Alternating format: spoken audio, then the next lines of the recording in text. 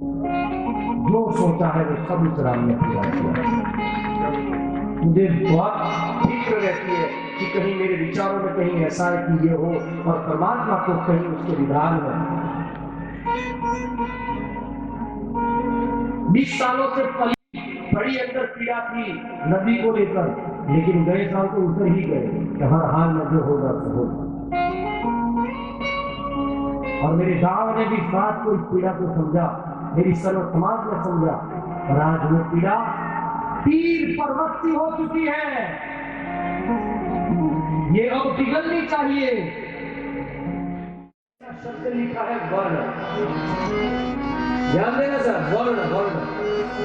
जो आज वर्ण जहर बन चुका है, उस शब्द को मेरे तुलसी ने राम कथा के पहले पत्ते पर पहला शब्द लिखा वर्ण। इतनी बड़ी राम कथा के अंदर पहला शब्द क्या है वो बहुत मायने रखता है, और अंतिम शब्द क्या है वो भी मायने रखता है। वर्णानामर्थ संज्ञानां रसानां सदृशानां। ये कहा तुलसी ने कि आदमी वर्ण में पैदा हो, जाति में पैदा हो, ये मेरे बनाए हुए हैं। मैंने किसी को ऊपर और किसी को नीचे, किसी को ऊंचा और किसी को नीचा नहीं बनाया है। चातुर्वर्ण्य मया सृष्टम, ये चारों वर्ण मैंने बनाए हैं। भेदभाव किसी का नहीं किया, ऊंचा बड़ा किसी को नहीं बनाया। लेकिन ध्यान रखना कि किसी भी जाति में जन्म लो, लेकिन अंतिम धर्म तो वही है जो मानव बन के जिए। इसलिए रामचरित मानस का अंतिम शब्द ते संसार पतंग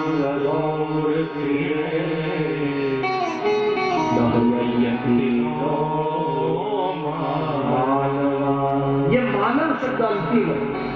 पहला वर्ण है कि जाति में जन्म मैं दूंगा, लेकिन तुम्हें जाने से पहले यहाँ से मानव बन के जाना है। ये ध्यान रखना, कोई जाति का आदमी बनकर दुनिया से मत जाओ।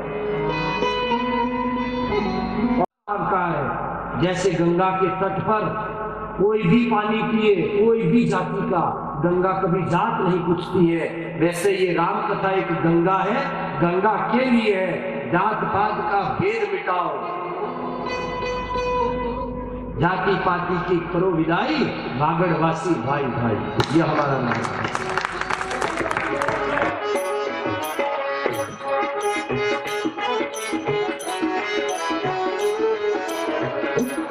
9 दिन की कथा होगी सर, इसलिए ये 4 चौपाइयां हमने लिए। पूरा विस्तार उन 4 ही चौपाइयों पर होगा। 9 दिन की कथा, और इस कथा का नाम होगा मानस प्रकृति पूजक। मानस प्रकृति पूजक क्यों?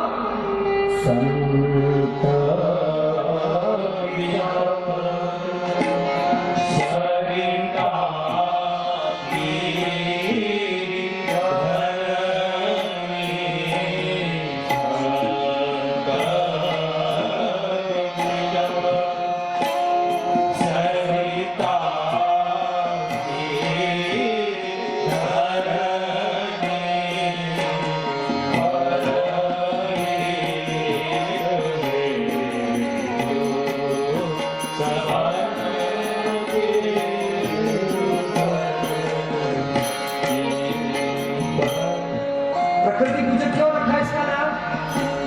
यहाँ 5 है, प्रकृति 5 तत्वों से बनी है। यहाँ 5 शब्द है। संत,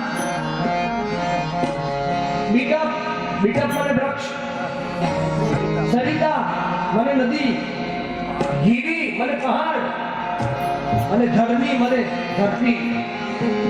ये 5 जो है, इनकी करनी सदैव पौरहित के लिए होती है।